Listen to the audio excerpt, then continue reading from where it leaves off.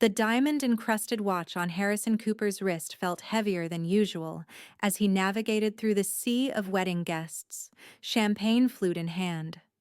The lavish affair at the Bellevue Grand Hotel was exactly what he expected from his college friend Michael's wedding: excessive, elegant, and exhausting.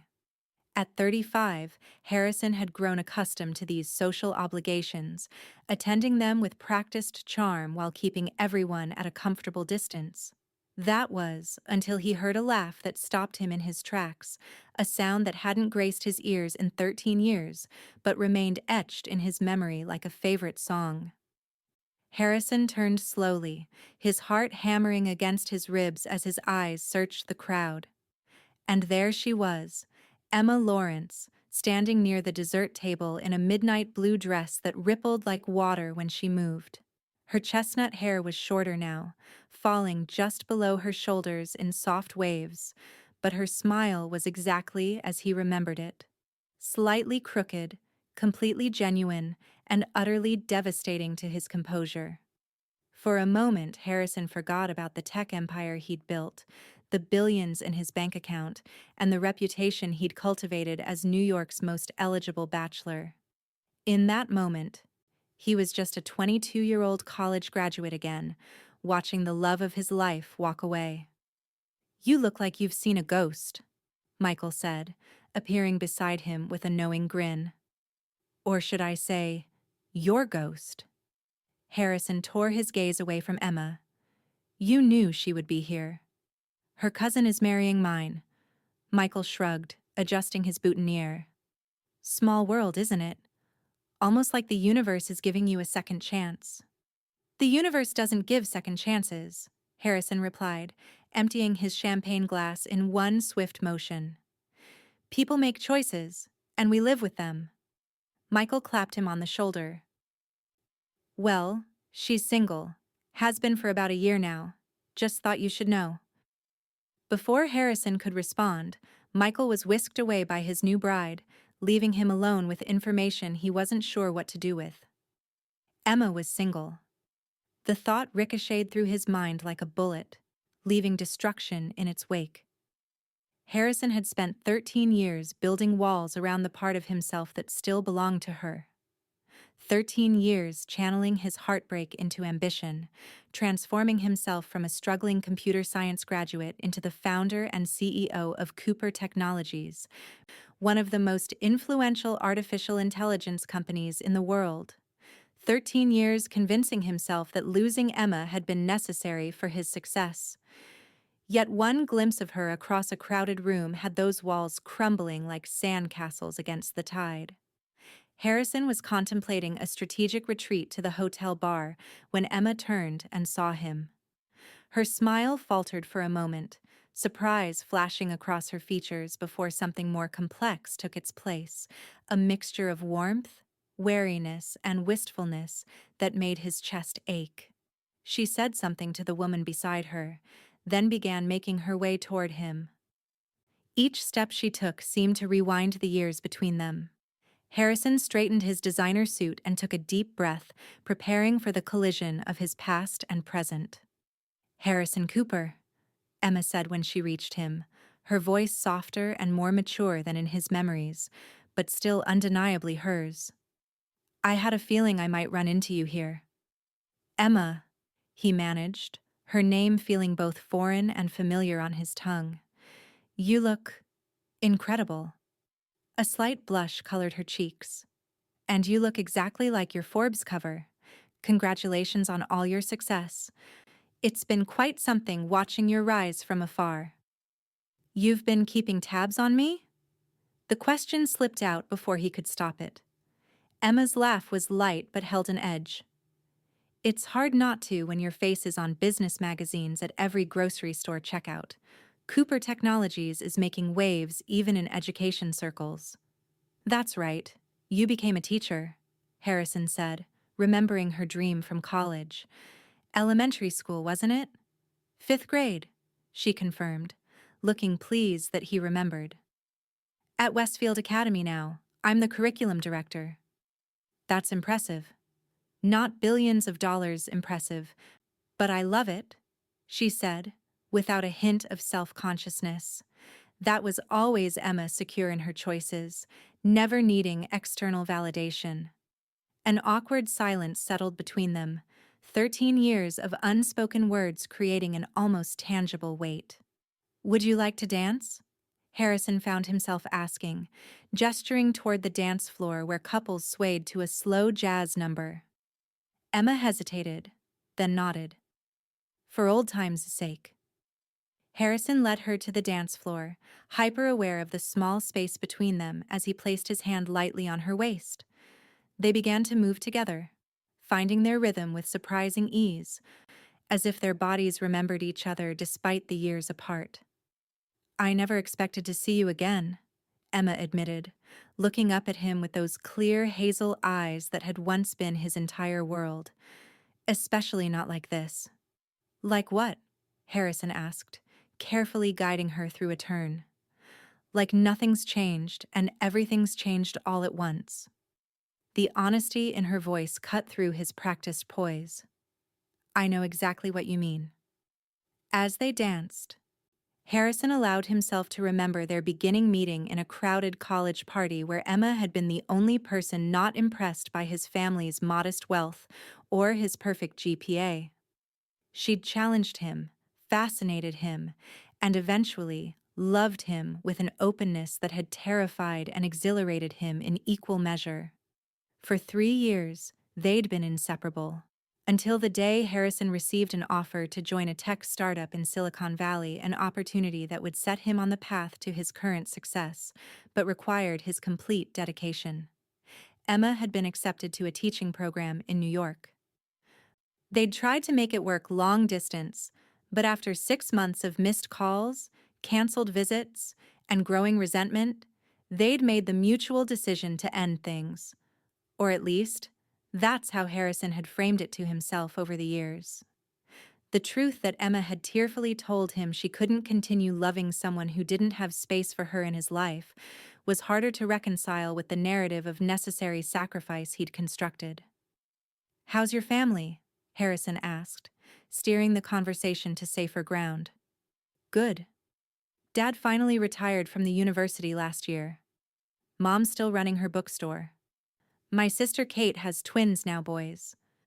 "I always liked your parents," Harrison said sincerely.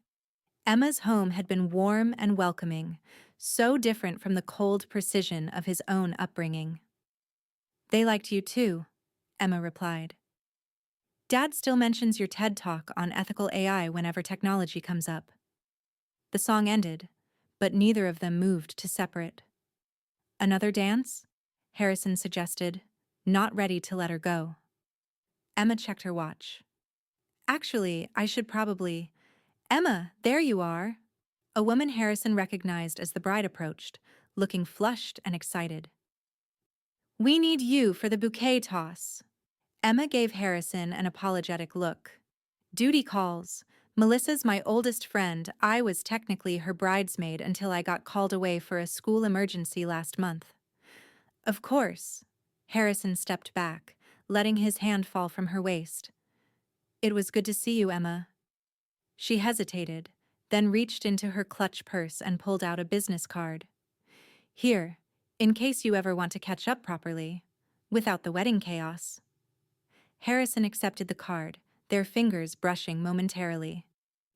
"I'd like that." Emma smiled that same slightly crooked smile, then turned and disappeared into the crowd with Melissa. Harrison looked down at the simple cream-colored card in his hand. Emma Lawrence, Curriculum Director, Westfield Academy, followed by her email and phone number. He carefully placed it in his wallet, knowing he would call her but unsure if it was the wisest decision. Some fires, once rekindled, were impossible to extinguish again. The rest of the wedding reception passed in a blur. Harrison made appropriate small talk, posed for photos with the groom, and even delivered an impromptu toast that had the room laughing. But his awareness remained fixed on Emma's presence, tracking her movements peripherally as she participated in wedding traditions and chatted with other guests. She caught his eye occasionally, offering small smiles that made him feel both anchored and adrift. When the evening finally wound down, Harrison found himself in the hotel bar, nursing a scotch and contemplating the card in his wallet. He was so absorbed in thought that he didn't notice Emma's approach until she slid onto the bar stool beside him. "Mind if I join you? The last of Melissa's relatives just left, and I could use a moment of quiet before heading back to my room." Harrison gestured for the bartender. "What would you like?" "Old-fashioned, please." "Still your drink of choice, I see," Harrison noted, remembering countless evenings in college when they'd splurged on proper cocktails instead of cheap beer. "Some things don't change," Emma replied, accepting the drink with a nod of thanks to the bartender. "Though plenty do. I never thought I'd see Harrison Cooper looking contemplative in a hotel bar. You were always the life of the party." "That was a lifetime ago." 13 years, Emma corrected. "Though I suppose in tech industry time, that practically is a lifetime." Harrison studied her face, noticing the fine lines at the corners of her eyes that appeared when she smiled. They suited her, adding character to her already expressive features. "What happened to us, Emma?" The question escaped before he could reconsider, the alcohol and the day's emotions loosening his usual restraint. Emma took a sip of her drink, considering. Life happened. Ambition, distance, different priorities. She set her glass down carefully. "You wanted to change the world. I wanted to change lives one classroom at a time." "I always admired that about you," Harrison said honestly. "Your ability to find fulfillment in the immediate impact of your work." As opposed to? As opposed to always looking toward the next horizon, the next milestone. Never being satisfied with what you've accomplished because there's always something bigger to achieve. Emma's expression softened. "Is that how it's been for you? Always chasing the next thing?" Harrison rotated his glass slowly. "That's how you build a multi-billion-dollar company in a decade. And has it been worth it?" The directness of the question caught him off guard. The Harrison Cooper who graced magazine covers and delivered keynote speeches would have answered with an unequivocal yes. But sitting here with Emma, he found himself unable to summon that certainty. "Most days," he finally said. They sat in companionable silence for a while, the hotel bar gradually emptying around them. "I should get going," Emma eventually said. "Early flight tomorrow." "Back to New York?" She nodded. "Back to reality. What about you?" "Same. Though my flight's not until the afternoon." Emma slid off her bar stool, gathering her small purse. "It really was good to see you, Harrison." "You too," he said, standing as well. "I'll call you. About catching up properly." "I'd like that." She echoed his earlier words with a smile. "Good night, Harrison." He watched her walk away for the second time in his life, but this time he felt something different stirring in his chest, not the crushing finality of their first goodbye, but the tentative hope of a new beginning. Back in his hotel suite, Harrison found himself unable to sleep. He stood at the floor-to-ceiling windows, looking out at the city lights while turning Emma's business card over in his fingers. Before he could overthink it, he pulled out his phone and typed a message. "It was unexpected seeing you today, but I'm glad it happened. I meant what I said about catching up properly. Would you be free for dinner next Friday? I'll be in New York for a board meeting. Harrison." He pressed send before he could change his mind, then set his phone down and tried to temper his expectations. It was nearly midnight. She was probably asleep already, and wouldn't respond until morning, if at all. His phone chimed almost immediately. "Dinner sounds nice. 7 p.m.? There's a restaurant called Luciana's near my apartment in Brooklyn that's worth the trip from Manhattan." "Emma." Harrison smiled at the screen. Emma had always preferred small neighborhood establishments to the trendy, exclusive restaurants he'd grown accustomed to frequenting. Some things truly didn't change. Luciana's at 7 it is. I'll make a reservation. Good night, Emma. Good night, Harrison. Setting his phone on the nightstand, Harrison finally felt the tension of the day release its grip. For the first time in years, he fell asleep thinking not of tomorrow's challenges or yesterday's achievements, but of a crooked smile and the possibility of second chances. The following Friday found Harrison's private car crossing the Brooklyn Bridge as evening settled over the city. He adjusted his tie for the third time, feeling uncharacteristically nervous. Harrison Cooper, who regularly negotiated multi-million-dollar deals without breaking a sweat, was anxious about dinner with a fifth-grade teacher. Luciana's turned out to be exactly the kind of place he expected Emma to choose: a cozy Italian restaurant with warm lighting, brick walls, and tables close enough to create an intimate atmosphere without sacrificing privacy.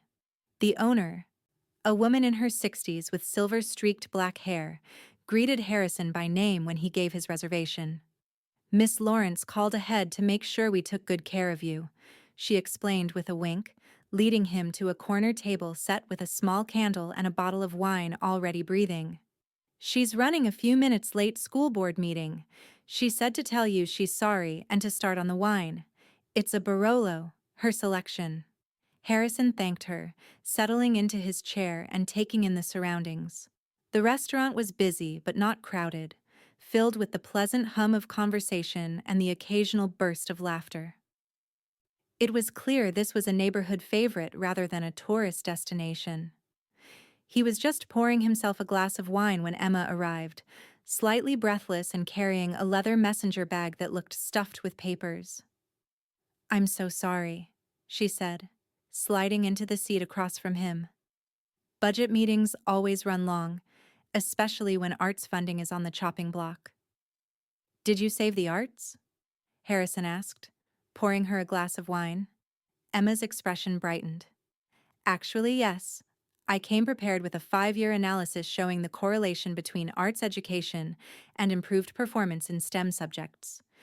The board couldn't argue with the data. Strategic and effective. You should be running a company." "I basically do," Emma replied, taking a sip of her wine. "A school is just a company where the product is educated children and the profit is measured in potential rather than dollars." Harrison found himself smiling at her perspective. "I've missed that, the way you frame things. It's always made me see the world differently." A slight flush colored Emma's cheeks. "Well, I've missed your ability to make me feel like what I do matters on a larger scale than I usually think about." The owner returned to take their order, greeting Emma with a warm hug before recommending the day's specials. They settled on a shared antipasto plate to start, followed by handmade ravioli for Emma and ossobuco for Harrison. As they waited for their appetizers, Harrison found himself relaxing into the conversation, which flowed as easily as it had 13 years ago. Emma told him about her work developing innovative curriculum approaches that combine traditional learning with project-based experiences. Harrison shared stories about the early days of Cooper Technologies, when he'd worked 80-hour weeks coding in a rented garage with 3 other programmers. "I followed your career, you know," Emma admitted as they finished their main courses. "Not in a stalker way, just, I'd see articles about your company's growth or your latest innovation, and I'd feel proud, knowing I'd known you before all that." "I looked you up too," Harrison confessed. "About 5 years ago, I saw an article in an education journal about a revolutionary literacy program being implemented in New York public schools. I recognized your name as one of the developers." Emma looked genuinely surprised. "You read education journals?" "I have alerts set up for cutting-edge educational approaches. AI has significant applications in personalized learning." "Of course." Emma nodded, but her expression had become more guarded. "Everything comes back to business opportunities." Harrison sensed the shift in her mood. "That's not why I looked you up," he clarified. "I just wanted to know you were doing well, that you'd achieved what you wanted." The tension in her shoulders eased slightly. "And had I?" In your estimation? From what I could tell, yes. You were making exactly the kind of difference you always talked about making. Their dessert arrived, a shared tiramisu, creating a natural pause in the conversation. Harrison watched as Emma took her first bite, closing her eyes briefly in appreciation of the flavor. Some memories were visceral. He remembered exactly how she looked when she enjoyed something. The small furrow that appeared between her brows when she concentrated fully on a sensation. "What happened after we broke up?" Harrison asked suddenly. "I know the broad strokes of your career, but not the personal stuff."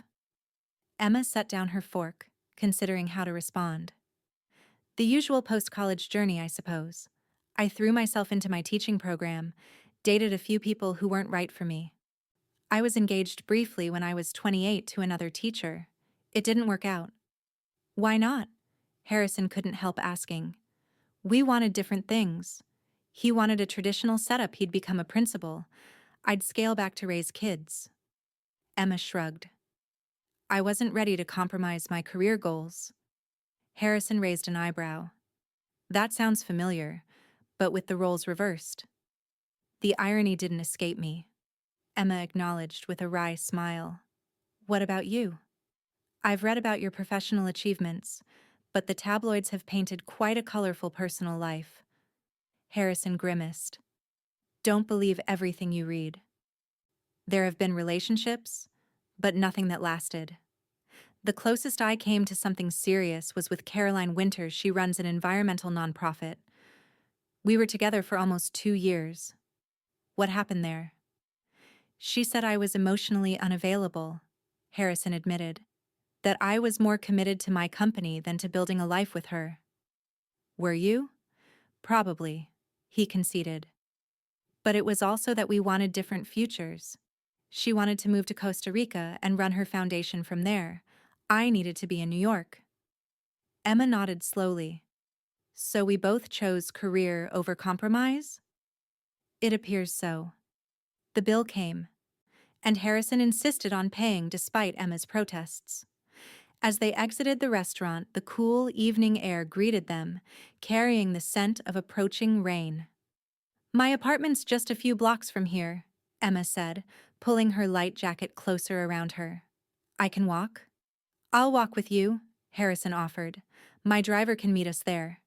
They strolled side by side through the Brooklyn streets, the comfortable silences between conversation as familiar as the dialogue itself. Harrison found himself noticing small details, the way Emma gestured more when talking about her students, how she automatically slowed her pace when making a complex point, the fact that she still tucked her hair behind her ear when considering a question. "This is me," Emma eventually said, stopping in front of a converted warehouse building with large windows and a rooftop garden visible from the street. "Would you like to come up for coffee? Or is your driver already waiting?" Harrison checked his watch. It was barely 9:30 p.m. "Coffee sounds great." Emma's apartment was exactly what he would have expected: warm, inviting, and filled with books. 2 walls of the open-plan living space were lined with floor-to-ceiling bookshelves, while large windows overlooked the Brooklyn skyline. The furniture was mismatched but harmonious, clearly chosen for comfort rather than to make a design statement. "Make yourself comfortable," Emma called from the kitchen area, where she was preparing coffee. "Sorry about the mess, I wasn't planning on company." Harrison looked around, seeing nothing that could reasonably be called a mess. A stack of papers sat on the coffee table next to a half-empty mug, and a cardigan was draped over the back of an armchair. It looked lived in, rather than untidy. "Your place suits you," he said, examining the bookshelves. They held an eclectic mix of literature, educational theory, travel guides, and what appeared to be an extensive collection of international children's books. "Thanks. It's not exactly a penthouse overlooking Central Park, but it's home." "I prefer it to my place," Harrison admitted. "Mine feels like a hotel most days, professionally designed, perfectly maintained, and completely impersonal." Emma brought over 2 mugs of coffee. "Why keep it then?" Harrison accepted his cup, considering the question. Momentum, I suppose. I bought the penthouse when Cooper Technologies went public. It made sense at the time. Convenient location, good security, the right image for a young CEO. I've just never found the time or motivation to look for something that feels more like a home. The eternal excuse, Emma remarked, settling onto the sofa. No time. Harrison sat beside her, leaving a respectful distance between them. An excuse and a reality. Building a company from scratch doesn't leave much room for anything else.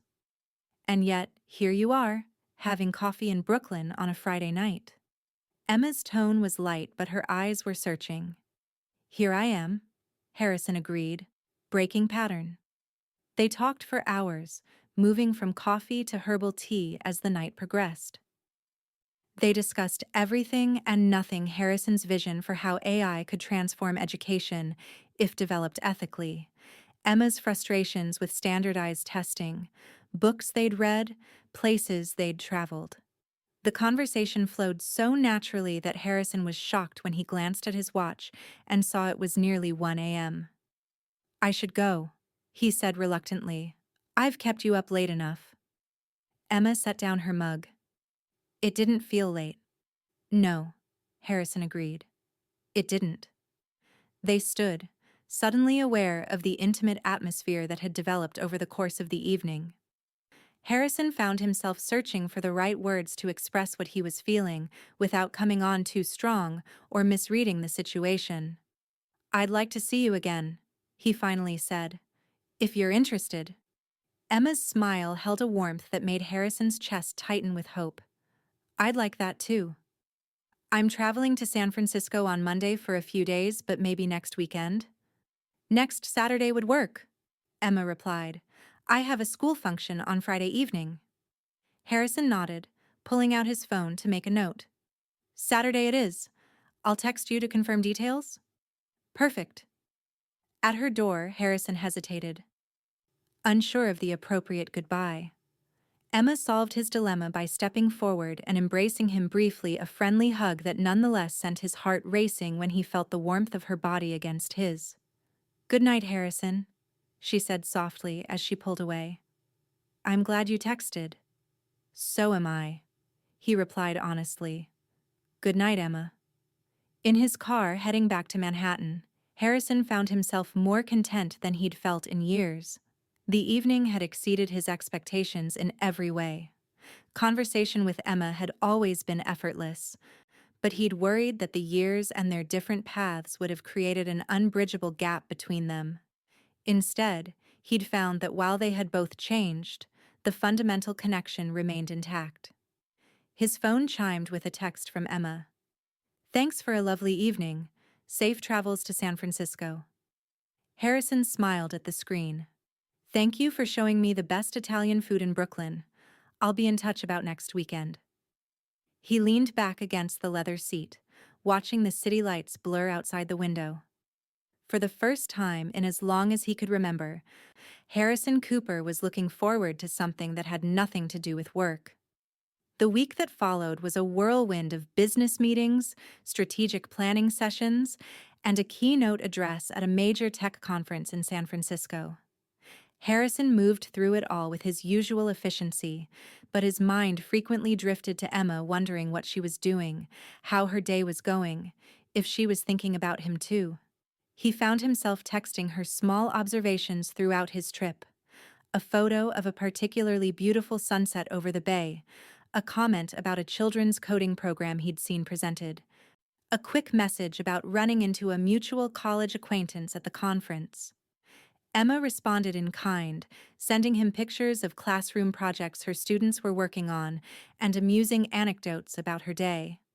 By the time Saturday arrived, Harrison felt both excited and anxious about their second date. He'd suggested several upscale restaurants, but Emma had countered with a different idea. Weather's supposed to be perfect. How about a day in the park instead? Picnic lunch? Maybe the zoo? Unless that's too pedestrian for a tech mogul. The teasing challenge in her text had made him smile. Sounds perfect. I'll pick you up at 11. Central Park was crowded with weekend visitors enjoying the spring sunshine, but Harrison barely noticed the other people. His attention was entirely focused on Emma, who looked completely at ease in jeans, a light sweater, and comfortable walking shoes. A stark contrast to the designer suits and formal attire that populated his usual social circle. "When's the last time you did something like this?" Emma asked as they spread a blanket on a sunny patch of grass near the conservatory water. She began unpacking the picnic she'd prepared: artisan sandwiches, fruit, cheese, and fresh baked cookies. Harrison tried to remember. Actually enjoying the park instead of just jogging through it? Probably not since college. "That's tragic," Emma declared, handing him a sandwich. "The city's greatest treasure, and you don't take advantage of it." "I'm taking advantage of it now," Harrison pointed out, accepting the food. "Thanks to you." The simple pleasure of eating outdoors, watching model sailboats glide across the water, and having nowhere specific to be felt like a luxury Harrison hadn't allowed himself in years. After lunch, they walked through the zoo, where Emma's genuine delight at the sea lion feeding and her thoughtful observations about the snow leopard habitat reminded Harrison of how much he'd always enjoyed her enthusiasm for life's simple pleasures. "My students did a conservation project on these guys last semester," Emma explained as they watched the red pandas. "They're losing habitat at an alarming rate." "Cooper Technologies actually funds some conservation tech initiatives," Harrison told her.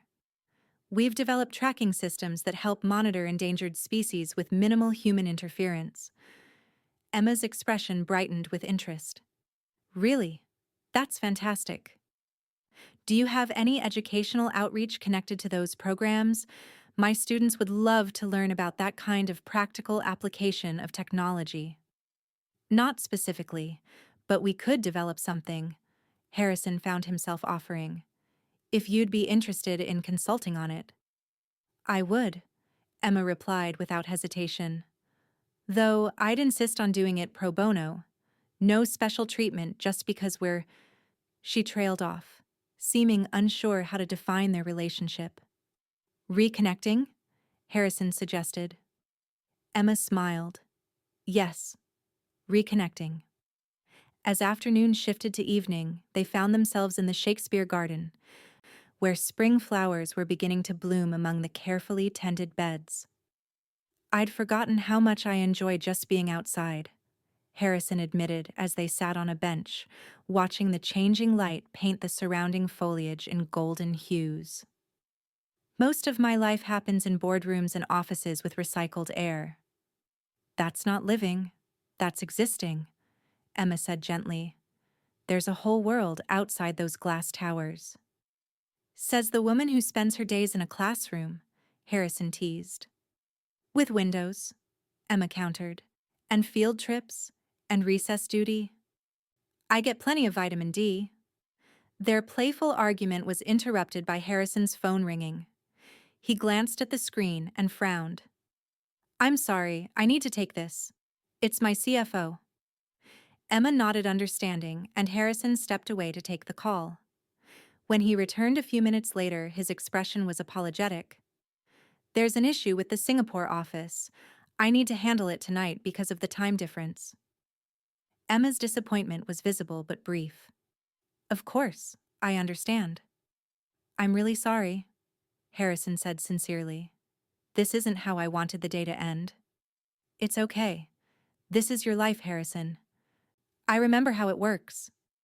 Her tone held no bitterness, just acceptance. They walked back toward the park entrance in companionable silence. At the street, Harrison's driver was already waiting. "Can I drop you at home?" Harrison offered. Emma shook her head.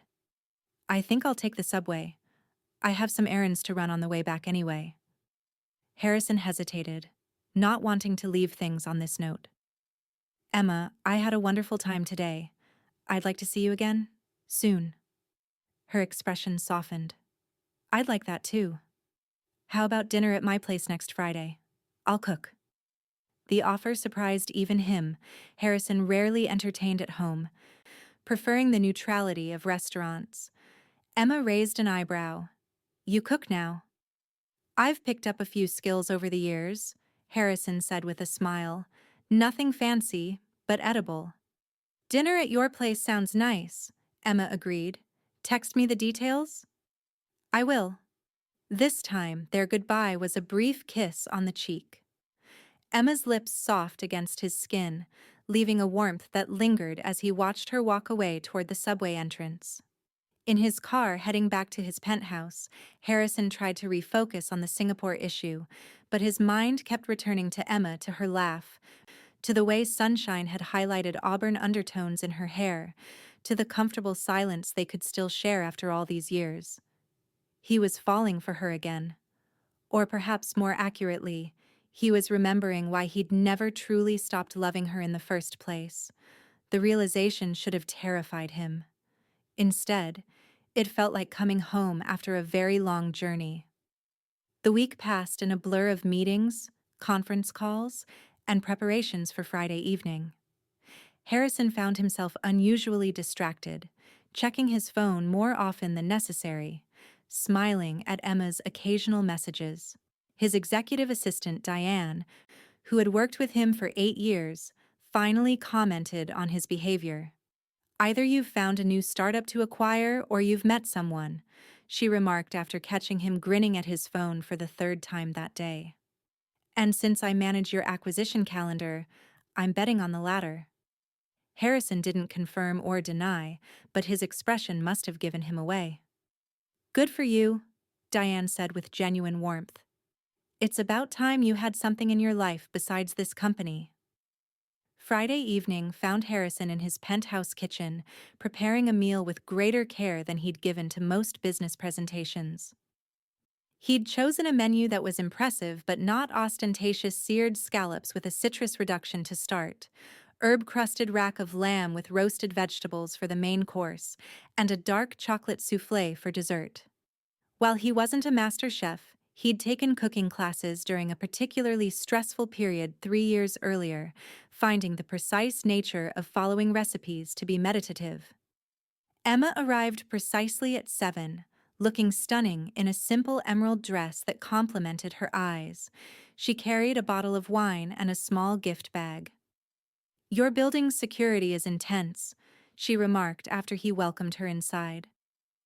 I had to show ID twice and get my photo taken before they let me up. Sorry about that, Harrison apologized, taking her coat. Occupational hazard of being in tech.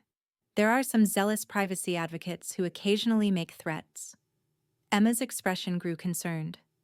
That sounds serious. It's mostly precautionary, Harrison assured her, not wanting to dwell on the topic. Let me show you around. The penthouse occupied the top 2 floors of a luxury building in Tribeca, with floor-to-ceiling windows offering panoramic views of the city. The interior was exactly as Harrison had described it, professionally designed in sleek grays and blues, with modern furniture and abstract art. It was undeniably impressive, but lacked personal touches that would make it feel truly inhabited. You weren't exaggerating about the hotel feel, Emma observed as he guided her through the space, though it's a very nice hotel. Harrison laughed. I did warn you. Most of my personal items are in my office or the library. Emma brightened at the mention of a library, and Harrison led her to a room on the upper level. Unlike the rest of the apartment, this space had character bookshelves filled with an eclectic collection of titles, comfortable leather chairs, and a few framed photographs on the desk. Emma immediately gravitated toward the photos. Is that your parents? She asked, picking up a silver frame containing a formal portrait of an elegant couple in their 60s. Yes, at their 40th anniversary party last year, Harrison confirmed. They're still in Boston, though they spend winters in Palm Beach now. They look exactly the same, just with more silver hair, Emma marveled, studying the image. She set it down and picked up another frame, this one containing a group photo of young men in business casual attire, standing in what appeared to be a garage workspace. The founding team? Harrison nodded, moving closer to look at the photo with her. Me, Raj, Daniel, and Alex. Taken the day we secured our first major investment. We'd been working out of that garage for 8 months, living on ramen and coffee. The humble origin story every tech billionaire needs, Emma teased, but her eyes were warm. It's amazing what you've built, Harrison. Truly. Her sincere admiration meant more than all the business awards he'd accumulated over the years. Thank you. It hasn't always been easy, but it's been worth it. Emma continued examining the room, running her fingers along book spines and pausing occasionally to read titles. This is the most you space I've seen so far. It's where I spend most of my time when I'm home, Harrison admitted. Which admittedly isn't as often as it should be.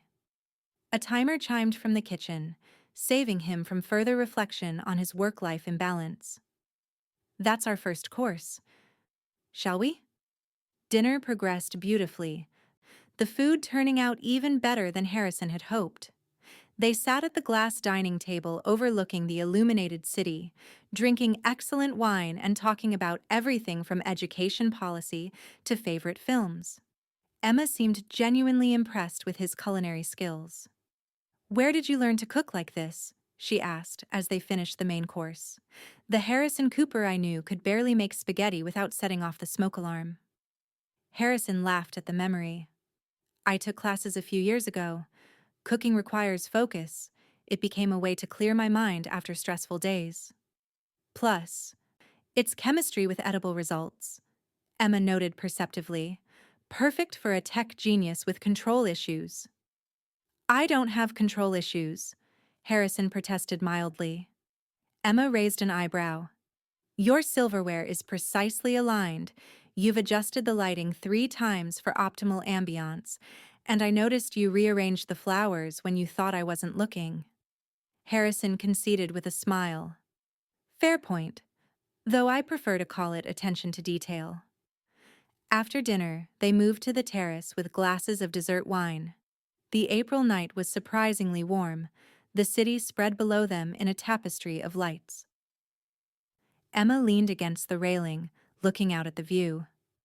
"It's beautiful up here," she said, "like being suspended above the world."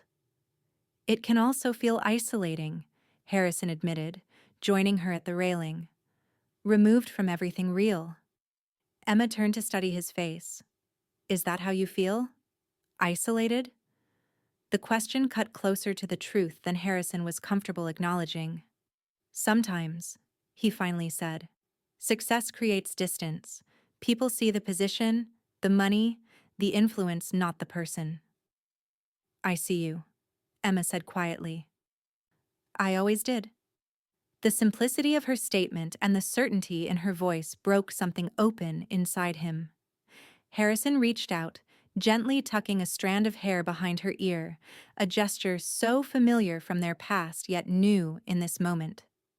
"Emma," he began, his voice lower than intended. "These past 2 weeks, seeing you again, it's made me realize how much I've missed having someone in my life who knows the real me. Not the CEO, not the public figure, just me." Emma's eyes softened. "I've missed you too, more than I allowed myself to admit." The distance between them seemed to vanish as Harrison leaned forward, his hand moving to cradle her cheek. Their lips met in a kiss that began tentatively but quickly deepened, years of separation dissolving in the heat of reconnection. Emma's arms slid around his neck, her body pressing closer as Harrison wrapped his free arm around her waist, drawing her against him. When they finally broke apart, both slightly breathless, Harrison rested his forehead against hers. "I've wanted to do that since the moment I saw you at the wedding." Emma smiled, her fingers playing with the hair at the nape of his neck. "Why did you wait so long?" "I wasn't sure you felt the same way," Harrison admitted. "I didn't want to presume." "Always the gentleman," Emma teased, before growing serious. "Harrison, I need you to know something. I'm not looking for a casual relationship or a fleeting reconnection. My life is established, my career is important to me, and at 35, I know exactly what I want and what I don't. Harrison nodded, appreciating her directness. What do you want, Emma? Someone who sees me as a partner, not an accessory. Someone who values my work as much as their own. Someone who makes space in their life for a relationship, not just fitting it in around the edges of their career. She took a deep breath. I want what we could have had 13 years ago if we'd both been ready for it. The honesty of her answer deserved equal honesty in return. I want that too, Harrison said, and I think I'm finally ready for it. The company is established. I have a strong executive team. I don't need to be involved in every decision anymore. He took her hands in his. I want to build something real with you, Emma. If you'll give us another chance. Emma's response was another kiss, this one filled with promise and possibility. When they separated, she was smiling that slightly crooked smile that had haunted his dreams for years. I believe in second chances, she said, but they require change, not just good intentions. I'm willing to change, Harrison promised. In fact, I already have started. As if on cue, his phone rang in his pocket. Without checking who was calling, Harrison silenced it and returned his full attention to Emma. See? Progress already? Emma laughed, the sound as captivating as it had been at the wedding. It's a start. They spent the rest of the evening talking, kissing, and rediscovering each other. When it grew late, Harrison offered to call Emma a car, but she hesitated. Or you could stay, he suggested softly. No expectations. Just, I'm not ready for this night to end. Emma considered for a moment, then nodded. I'll stay. But you're right about no expectations. We're not 22 anymore. We should take this slowly. Do it right this time. Harrison agreed, relieved and slightly disappointed, but mostly just happy that she wanted to extend their time together. He lent her a t-shirt to sleep in, and they lay together in his king-sized bed, talking until Emma fell asleep mid-sentence, her head nestled against his shoulder. Harrison watched her sleeping for a while, marveling at the twist of fate that had brought her back into his life just when he was finally ready to prioritize something beyond his company. In the morning, Harrison woke early as usual, but remained in bed, content to watch the sunrise filter through the windows and illuminate Emma's peaceful form beside him. When she finally stirred, blinking sleepily before focusing on his face, her smile was unguarded and genuine. "Good morning," she murmured. "How long have you been awake?" "A while," Harrison admitted. "I was enjoying the view." Emma groaned, covering her face. "That's cheesy, even for you. And I probably look a mess." "You look beautiful," Harrison corrected, gently pulling her hands away. "And I've missed waking up next to you." The honesty in his voice seemed to touch her. Emma's expression softened as she reached up to trace his jawline with her fingertips. "I've missed this too. More than I realized." They spent the day together, sharing a leisurely breakfast that Harrison prepared, earning more points for his culinary skills. Then walking through the neighborhood to Emma's favorite bookstore. The simple pleasure of browsing shelves together, recommending titles to each other, and debating literary merits felt both nostalgic and new. By the time they parted that evening, Harrison had an early flight to Chicago the next morning for a conference. It felt as though something significant had shifted between them. "Text me when you land," Emma requested as they stood at the entrance to her apartment building. "I will," Harrison promised, drawing her close for a goodbye kiss that lingered. "I'll be back Wednesday night. Dinner Thursday?" Emma nodded. "It's a date." Over the next 2 months, they fell into a rhythm that worked surprisingly well with their different schedules. They spent most weekends together, alternating between Harrison's penthouse and Emma's cozier Brooklyn apartment. During the week, they met for dinner when Harrison wasn't traveling, and when he was, they talked every night before bed, regardless of time zones. Harrison found himself making subtle but meaningful changes to his routine. He delegated more responsibility to his executive team, declined non-essential travel, and began blocking out personal time on his calendar that was protected from work intrusions. The company continued to thrive despite his slightly reduced involvement, validating what his board had been telling him for years, that he had built an organization that could function without his constant oversight. For her part, Emma was patient with the demands of his position, but firm about her own boundaries. She understood when urgent situations required his attention, but she also expected him to be fully present when they were together. It was a balance Harrison was still learning to navigate, but he was motivated by the knowledge that Emma was worth the effort. By the time summer arrived, their relationship had deepened to the point where they were practically living together, though they maintained both residences. Harrison had cleared space in his closet for Emma's things, while several of his suits and casual clothes had migrated to her apartment. They hadn't explicitly discussed the future beyond the immediate, but Harrison found himself thinking about it with increasing frequency. One particularly beautiful July evening, they were having dinner at a rooftop restaurant in Manhattan when Emma broached a subject they had thus far avoided. "My parents are hosting their annual summer barbecue next weekend," she said, looking slightly nervous. "They asked if you'd like to come." Harrison set down his fork, surprised. "Your parents want to see me again? After how things ended last time?" Emma's expression softened. "They always liked you, Harrison. They were sad when we broke up, but they never blamed you. And they're curious about who you've become." The prospect of seeing Emma's parents again after all these years was both appealing and intimidating. Mr. and Mrs. Lawrence had always been warm and welcoming, treating him like family during college holidays when his own parents had been traveling or too busy with their social obligations. "I'd love to come," Harrison decided, "if you're sure they want to see me." "They do," Emma assured him. "My mom specifically mentioned looking forward to hearing about your company from you, instead of just reading about it in the business section." Harrison laughed. "I'll try not to bore them with technical details." The barbecue turned out to be one of the most enjoyable social events Harrison had attended in years. The Lawrences' backyard in New Jersey was filled with family friends, neighbors, and Emma's sister Kate with her husband and twin boys. Harrison had been worried about feeling out of place or being treated with the wary deference his wealth often inspired. But Emma's family welcomed him with genuine warmth and zero pretense.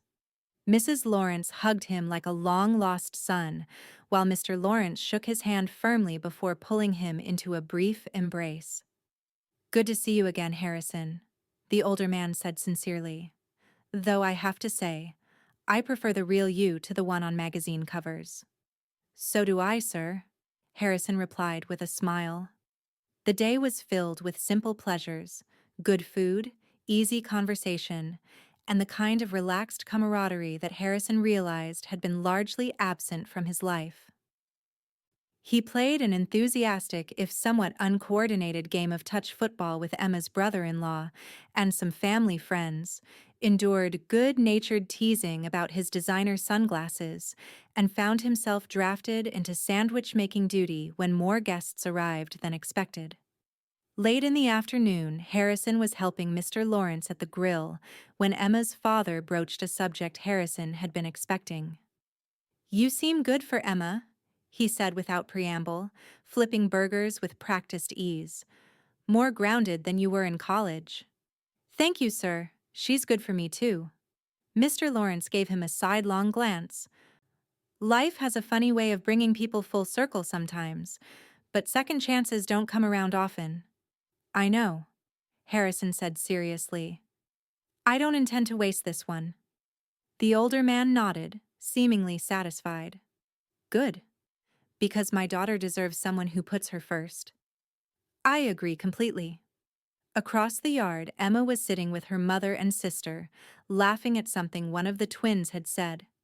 Watching her in this setting, relaxed, happy, surrounded by family, Harrison felt a certainty settle over him like a comfortable weight. This was what he wanted. Not just Emma, but everything she represented: connection, belonging, a life built on more than professional achievements. On the drive back to the city that evening, Emma leaned her head against his shoulder, contentment radiating from her. "Thank you for coming today. Everyone loved seeing you." "I loved being there," Harrison replied honestly. "Your family is special, Emma. They always were." "They're part of the package," she said lightly. "Dating me means occasional suburban barbecues and listening to my dad's increasingly elaborate fishing stories." "I can think of worse things," Harrison smiled, taking her hand and interlacing their fingers. "Actually, I was thinking, what would you think about looking for a place together? Something that would be ours, not just mine you stay at or yours I visit." Emma sat up straighter, studying his face. "Are you serious?" "Completely. I love you, Emma. I think I never really stopped loving you, even when we were apart. And I want to build a life with you, a real home, not just a place to sleep between workdays." Emma's eyes filled with tears, but she was smiling. "I love you too, Harrison. And yes, I would very much like to find a place with you." The search for their new home became a joyful project over the following weeks. They explored different neighborhoods, debated the merits of pre-war versus modern construction, and discovered they had surprisingly compatible tastes in architecture, if not in decor. Emma favored character and history, while Harrison valued efficiency and light, but they found common ground in a spacious brownstone in Brooklyn Heights that offered the perfect compromise. The process of combining their lives, selling Harrison's penthouse, determining what furniture to keep from each of their places, making decorating decisions together brought them closer, while also testing the strength of their relationship. There were disagreements and compromises, moments of frustration followed by laughter at how seriously they were taking paint colors or kitchen layouts. By October, they were settled in their new home, which had quickly transformed from a beautiful but impersonal property into a space that reflected both their personalities. Harrison's modern art collection hung on walls painted in the warm tones Emma preferred. Her extensive book collection filled custom shelves in the library he had insisted on including in the renovation. Their bedroom combined his preference for minimalism with her love of texture and comfort. One particularly significant addition was a home office for Harrison, a concession to reality that also represented a boundary. He still needed to work from home occasionally, but having a dedicated space for it meant work didn't spill over into their shared living areas. It was a physical manifestation of the balance he was striving to create between his professional and personal lives. As fall progressed, Harrison found himself more content than he'd ever been. The company continued to thrive under the more distributed leadership model he'd implemented, while his relationship with Emma deepened daily. They developed routines that anchored their life together: Sunday morning coffee on their small garden terrace, weekly dinner with friends, monthly visits to Emma's parents. In November, Harrison took Emma to Boston to meet his parents, a visit that went better than he'd expected. The senior Coopers were more reserved than the Lawrences, but clearly impressed by Emma's intelligence and poise. His mother, in particular, seemed to appreciate having another woman at the table who could engage on topics beyond social events and real estate values. "She's remarkable, Harrison," his mother said privately as they cleared dishes after dinner. "I can see why you love her." Coming from his emotionally restrained mother, this was high praise indeed. "Thank you. She is remarkable." "And she's good for you," his mother continued, surprising him further. "You seem lighter with her, more like yourself." Harrison hadn't realized his mother had noticed his gradual transformation into someone defined primarily by his work and wealth. "I am more myself with her. She reminds me of who I was before Cooper Technologies, while helping me be a better version of who I am now. His mother nodded, a rare smile softening her elegant features. That's what real partnership looks like. As the holidays approached, Harrison began planning something special. He and Emma had discussed marriage in general terms, both agreeing it was something they wanted eventually, but he felt the time was right to make it official. With characteristic attention to detail, he designed a proposal that would be meaningful without being ostentatious, personal without being public. 2 days before Christmas, Harrison suggested they take an evening walk through their neighborhood to see the holiday decorations. The Brooklyn Heights promenade was particularly beautiful, with views of the Manhattan skyline across the river and festive lights adorning the historic brownstones. They strolled hand in hand, breath fogging in the cold air, occasionally stopping to admire a particularly elaborate display. When they reached a quiet section of the promenade overlooking the East River, Harrison guided Emma to a bench, the same bench where they had sat together on their second date, discussing their hopes for the future. "Remember the last time we were here?" he asked, wrapping an arm around her to share warmth in the December chill. Emma nodded, snuggling closer. "You told me you were finally ready to build something real outside of work." "And I meant it," Harrison said, turning slightly to face her. "These past months with you have been the happiest of my life, Emma. Not because everything's been perfect or easy, but because even the challenges feel worthwhile when we're facing them together." Emma's expression grew curious as Harrison reached into his coat pocket and withdrew a small velvet box. "Harrison." He opened the box to reveal a ring, an emerald surrounded by small diamonds in an antique setting.